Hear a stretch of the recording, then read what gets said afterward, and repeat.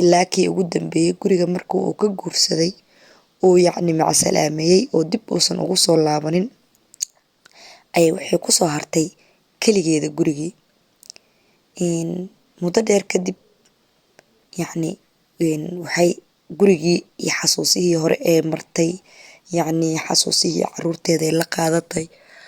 waqtigii badnaa ee caruurtii la qaadatay markay soo xasuusato run ahaantii way ilmeysaa qalbiga ayaana xanuuna wayna murugootaa waayo waxay jeceshahay caruurteeda inay aragto inay caruurtay sii dhaleen ay la kulanto balse caruurihii 6 caruur ay dhashay hal qof uma uusan joogin oo kulligoodba magaaladii ay deganeed xataa way aga hijroodeen oo magaalo kale ayay degeen oo way ka dhaqaaqeen waxayna dhaheen yacni in markii ay la hadasho ama markii ay dabacdo inay u tagto